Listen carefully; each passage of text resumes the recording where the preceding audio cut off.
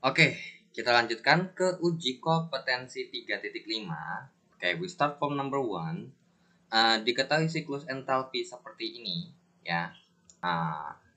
Oke, kemudian ditanya adalah delta HR dari Q ke R itu sama dengan apa? Jadi di sini nih udah dikasih tahu nih, ini adalah delta HR. Nah, cuman bagaimana cara mencari delta HR dari delta H1, delta H2, delta H3, dan delta H4? Nah, di sini sebenarnya kalau kalian mau rinci dulu juga nggak apa-apa. Kalau nggak dirinci pun nggak ada masalah.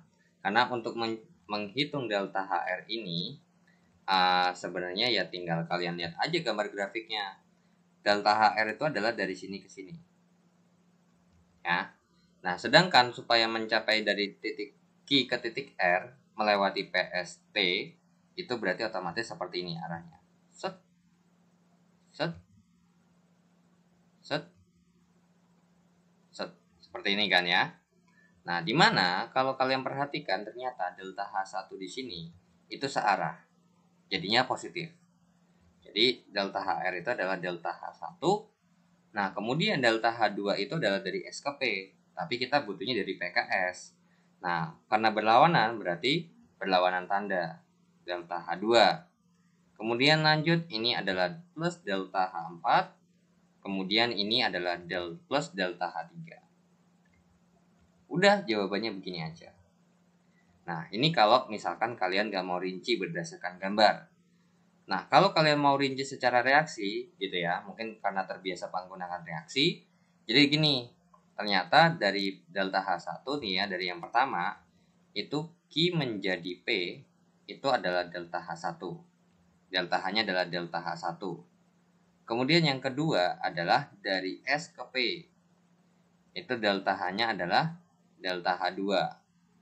Kemudian yang ketiga adalah dari S ke T dengan delta H-nya adalah delta H4. Kemudian untuk yang keempat dari T ke R itu delta H-nya adalah delta H3. Nah, yang kita butuhkan adalah reaksi totalnya adalah tanya dari Q ke R. Nah, ditanya Q ke R ini delta H-nya berapa? Gitu ya. Ya udah, dari 4 persamaan reaksi berikut supaya dapat Q dan R gimana? Nah, di sini kalau dari persamaan reaksi 1 perlu ditukar nggak? Nggak perlu, karena apa? Q-nya sama-sama di kiri. Kalau misalkan yang satu di kiri di kanan baru ditukar. Jadi ini tetap. Kemudian dari S ke P. Nah, ini kita cari dulu yang gampang dulu ya. Nah, di sini ternyata dari T ke R itu ternyata nggak usah ditukar ya. Karena apa? R-nya udah ada di sebelah kanan. Oke, jadi di sini bisa kalian tulis dulu. Untuk yang pertama adalah Q ke P dengan delta H-nya adalah delta H1. Kemudian dari yang keempat, T ke R itu delta H-nya adalah delta H3. Kemudian supaya di sini kan kita butuh R sama Q aja. Berarti P sama T ini wajib hilang, gitu ya. Dan S-nya juga wajib hilang. Nah, berarti dari S itu ada di nomor 2 dan nomor 3 dan harus saling berlawanan. Nah, di mana kalau untuk di sini P di kanan, nah di sini di kanan berarti harus di kiri nih. Berarti yang kedua ini ditukar. Berarti yang kedua adalah dari P menjadi S dengan delta H-nya adalah min delta H2. Kalau ditukar kan berubah tanda ya. Kalau yang ketiga gimana? Yang ketiga itu tetap. Kenapa? Karena kalau kita perhatikan T-nya yang satu di kiri, yang satu lagi di kanan. Jadinya S menjadi T dengan delta H-nya adalah delta H4. Nah, ini kalau kita total ya, berarti kan ini habis ya, ini habis ini dengan ini habis, ini dengan ini habis. Sehingga dapat disimpulkan bahwa Q menjadi R itu untuk delta H-nya ya berarti delta H1 tambah delta H3 dikurang delta H2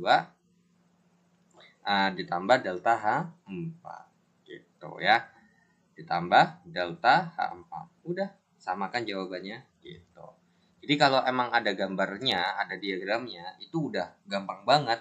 Tinggal mintanya di mana gitu ya. Nah, sama kayak nanti mungkin ke bawah, misalkan totalnya 200, ke bawah cuman 100, berarti ke bawah lagi berapa? Ya udah 100 gitu. Jadi cuman kemampuan membaca grafik arahnya kemana gitu ya. Oke, sekarang untuk nomor 2, hitunglah entalpi pembentukan karbon sulfida. Dari unsur-unsurnya jika diketahui, ini bukan pilihan ganda ya, bukan ABC-an, terus juga bukan ini suruh jawab A-nya berapa, B-nya berapa, C-nya berapa. Tapi bisa kita bilang ini adalah 3 persamaan reaksi. Ya, ini persamaan reaksi semua nih. Nah, pembentukan karbon sulfida berarti kita butuhnya adalah CS2 ya, karbon disulfida. Karbon sulfida ada 2 karena ada di. Terus ini menjadi, nah di mana berarti karbon ditambah sulfur. Gitu ya. Nah, berarti ini jadinya 2S ya yang kita butuhkan. Karena apa? Karena di kanan S-nya 2, di kiri S-nya baru 1, tembak 2. Nah, C-nya sama-sama 1. Ya udah. Ya, yang terus yang ditanya adalah ini delta H-nya berapa. Ya udah, kalian perhatikan di sini ada 3 persamaan reaksi. Supaya membutuhkan hasil reaksi yang seperti ini, kita cek dulu. Dari persamaan reaksi 1 gimana? Perlu ditukar nggak? Nggak perlu dong ya. Kenapa? Karena karbonnya sama-sama di kiri. Ya udah. Berarti yang pertama ini tetap. Kemudian yang kedua, di sini ada S. Di sini pun juga ada S ya, sesuai ya. Dan S-nya sama-sama di kiri nih. Berarti tetap. Tapi apa perlu dikali? Perlu. Dikali 2. Kenapa? Karena di sini S-nya 1, di sini S-nya 2. Nah, kemudian di CS2 ini di sebelah kanan. CS2 di sini ada di persamaan ketiga yang ini. Nah, ini di kiri, tapi ini di kanan. Berarti ditukar. Ya, ditukar nih. Ya udah, dari persamaan reaksi 1 tetap berarti C ditambah dengan oksigen menjadi CO2. Ini dalam bentuk gas, ini dalam bentuk gas. Kemudian yang kedua tetap terus dikali 2, jadinya 2S tambah 2O2 dalam bentuk gas menjadi 2SO2 dalam bentuk gas. Nah, ini delta H-nya karena tetap berarti nggak berubah tandanya. Min 393,5 kilojoule. Terus yang nomor 2 delta H-nya adalah dikali 2 nih. Jadinya 296,4 dikali 2 adalah berarti ini minus 592,8 kilojoule. Yang persamaan yang ketiga itu adalah ditukar. Berarti CO2 dalam bentuk gas ditambah dengan 2SO2 dalam bentuk gas menjadi CS2 dalam bentuk liquid ditambah 3O2 dalam bentuk gas. Berarti delta H-nya karena berhubung ditukar jadinya plus 1073,6 kilojoule. Kita total nih reaksinya nih ya. Kita total reaksinya. Nah, makanya kenapa kalau misalkan kalian pembentukan gitu ya, kayak gini nih, pembentukan karbon disulfida.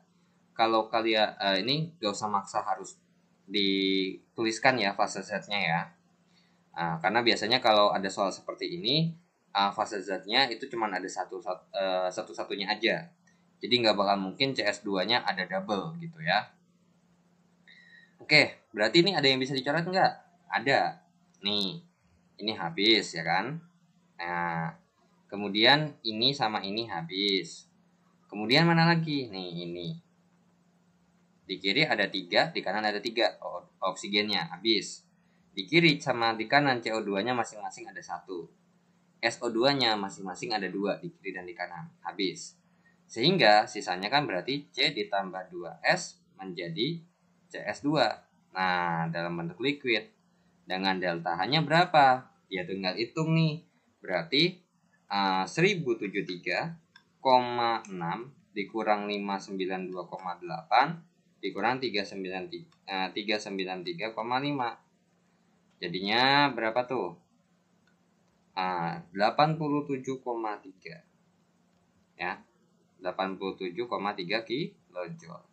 Jadi jawabannya untuk entalpi pembentukan karbon disulfida dari unsur-unsurnya itu dengan diketahui 3 persamaan reaksi berikut, delta H-nya adalah 87,3 kilojoule.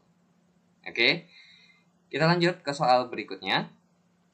Oke, kita lanjut ke soal nomor 3, masih dengan uji kompetensi 3.5. Nah, benzena C6H6 dibakar di udara menghasilkan karbon dioksida dan uap air.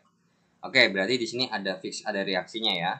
Oke, C6H6 dalam bentuk gas ya, ditambah dengan oksigen dalam bentuk gas menjadi gas karbon dioksida ditambah uap air. Berarti H2O-nya dalam bentuk gas. Biasakan kalau ada persamaan reaksi, kalian setarakan langsung. Di kiri C-nya 6, di kanan C-nya 1, tembak 6. Di kiri hanya 6, di kanan ada 2, tembak 3. Nah, di sini O-nya di kiri 2, nah di kanan ini adalah 12 tambah 3, 15. Jadinya berarti di sini adalah 15/2. Nah, hitunglah kalor yang dibebaskan jika entalpi pembentukan standar benzena adalah 49,04 nih. Berapa ya? Oke, di sini yang diketahui adalah delta HF0-nya si benzena C6H6 adalah 49,04 kJ per mol. Ditanya dari reaksi ini delta HR-nya berapa gitu ya. Nah, delta H-nya berapa sih? Ya udah, berarti mau nggak mau di sini kita harus tahu delta HF0-nya masing-masing senyawa ya. Tapi kalau untuk O2 itu jelas 0. Kenapa? Karena merupakan unsur bebas. Nah, untuk delta HF0-nya si CO2 itu setara dengan, oke bentar ya, saya cek dulu di bukunya karena ini sebenarnya harusnya dikasih tahu ya di soal. Nah, normalnya akan seperti itu kok ya. Nggak bakal mungkin nggak dikasih tahu sama sekali. Untuk CO2 adalah delta HF-nya adalah minus 393,50 kJ per mol. Untuk delta HF0-nya si H2O dalam bentuk gas ya. Nah, H2O dalam bentuk oke. Jadi untuk delta H2O dalam bentuk gas karena beda-beda. Kita tahu bahwa fase air H2O itu ada dalam bentuk padatan, ada bentuk lelehan atau cairan atau air, atau H2O dalam bentuk gas yaitu uap air. Kalau untuk uap air itu delta HF0-nya adalah minus 241,80 kJ per mol. Nah, terus cara menghitung delta H dari sini gimana? Nah, cara menghitung delta H-nya ya tinggal gampang. Karena di sini tidak dikasih tahu energi ikatan, ya kan? Terus juga nggak dikasih tahu reaksinya gimana. Sebenarnya bisa nih kalau mau dibikin reaksi boleh. Cuman kalau nggak bisa juga pakai produk kurang reaktan. Nah, ingat hasil kurang yang bereaksi gitu ya. Oke, untuk delta H-nya HP dikurang HR. Nah, di sini hati-hati, koefisien sangat berpengaruh. Produknya ini adalah produk ya, jangan lupa ini adalah reaktannya. Oke, untuk produknya berarti ada 6, CO2-nya ada 6 nih. Berarti 6 dikali dengan CO2-nya adalah minus 393,5 ya, 50 ditambah dengan produknya adalah 3 lagi, 3H2O yang satunya adalah minus 241,80 dikurang dengan produknya, dengan reaktannya yaitu adalah C6H6 nya itu 1 aja. Berarti 1 dikali 49,04 kemudian ditambah dengan 15/2 dikalikan dengan 0. Ya udah, berarti delta H-nya sama dengan, kita hitung dulu dong ya kan, 393,5 dikali 6. Jawabannya adalah minus 2361. Ini dikurang dengan 241,8 dikali dengan 3 adalah 725,4. 4 dikurang dengan 49,04. Ya udah, dengan delta H-nya ini ya tinggal kita hitung aja ya kan. 2361 tambah 725,4 tambah 49,04. Jawabannya adalah 3000 minus ya, minus 3135,44 kilojoule per mol. Nah, gitu ya. Kalau misalkan untuk mencari delta H itu bisa produk kurang reaktan ya. Cuman kalau misalkan enggak nih, gimana nih cara ngerjainnya? Nah, kalian harus uraikan dulu nih gitu. Kalian harus uraikan terlebih dahulu. Nah, nanti dari persamaan itu kalian bisa coret-coret nih. Nah, apakah perlu dikali 2 atau perlu diapain gitu ya. Nah, misalkan nih ya, untuk si C6H6 kalau kita bikin reaksinya misalkan pembentukan standar ya, berarti C ditambah dengan H2 menjadi C6H6. Karena kita butuh ini 1 mol aja, berarti di sini C-nya 6, di sininya 3. Kemudian kalau untuk O2 nggak usah disebutin karena untuk O2 kan nggak ada ya kan. Terus untuk CO2 itu kalian bisa rombak menjadi seperti ini kan. C ditambah O2 menjadi CO2. Ya udah, karena berhubung udah setara berarti nggak perlu kita setarakan lagi. Nah, untuk H2O berarti H2 ditambah dengan O2 menjadi H2O. Nah, berarti di sini adalah setengah ya, setengah O2. Seperti itu. Ya udah, dari sini kan berarti ada 3 persamaan reaksi ya. Nah, kemudian supaya mendapatkan hasil reaksi seperti ini gitu ya, apa yang harus kita lakukan? Nah, ya, kalau dari persamaan reaksi pertama berarti perlu ditukar nggak? Perlu ditukar ya. Kenapa? Karena di sini C6H6-nya di kiri tapi ini di kanan. Ya udah ditukar dulu dong ya kan. Nah, oke, berarti ini kita pisah terlebih dahulu ya. Nah, ini proses cara keduanya gitu ya. Oke, persamaan reaksi pertama ditukar. Nah, sehingga menjadinya adalah C6H6 menjadi 6C tambah 3H2. Seperti itu ya. Nah, sehingga dengan delta H-nya karena berhubung di sini delta H-nya adalah 49,04 jadinya minus 49,04 kilojoule ya, tapi nggak usah lah. Kemudian persamaan reaksi kedua, nah di sini CO2-nya ada di kanan. Di sini pun juga udah di kanan ya. Berarti tetap cuman dikali 6 karena CO2-nya harus 6. Oke, berarti yang nomor 2 adalah tetap kemudian dikali 2. Ya udah, jadinya berarti 2C ditambah dengan 2O2 menjadi 2CO2. Dikali 6 ya, dikali 6. Oh, dikali 2 sih, dikali 6 ya. Jadinya 6C tambah 6O2 menjadi 6CO2. Dengan delta H-nya ya berarti dikali 6. Karena nggak ditukar berarti tetap minus. Nah, delta H-nya adalah minus 3,5 kan.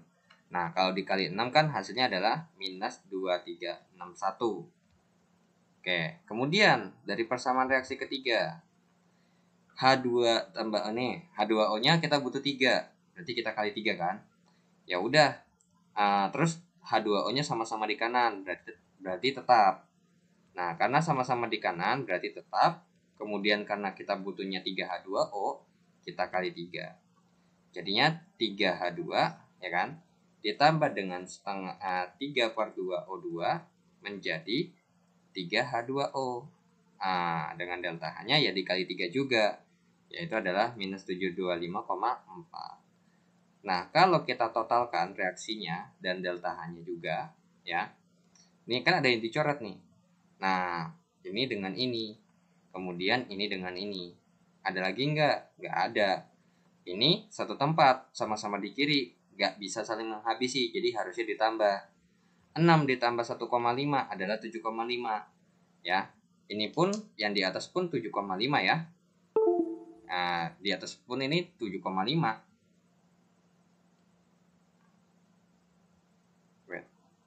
Oke, jadi di sini nih, ini adalah 7,5. Sedangkan kalau ini 6 ditambah 1,5 ya 7,5 juga kan. Ya udah, berarti di sini adalah C6H6 ditambah dengan 15/2 ya gitu ya. Nah, 15/2O2 15/2O2 menjadi gitu ya, menjadi 6CO2 ya. 6CO2 ditambah dengan 3H2O gitu. Dengan delta H-nya ya udah tinggal hitung aja berapa tuh. Delta H-nya adalah minus 3135,44 gitu ya, kilojoule. Oke, jadi jawabannya adalah sama ya. Jadi gitu. Kalau mau langsung ya, sesuai dengan yang kita biasa pakai ya dari dasarnya, itu delta H itu adalah HP dikurang HR. Nah, kalian bisa tanpa kalian harus tulis reaksinya, itu intinya tinggal produk kurang reaktan. Jangan lupa dikalikan dengan koefisiennya. Atau kalian mau bikin dulu nih reaksinya nih. Terus abis itu kalian tuker atau enggak, dikali atau enggak, terus kalian totalkan, ya udah hasilnya pun ternyata sama. Oke, kita lanjut ke soal berikutnya.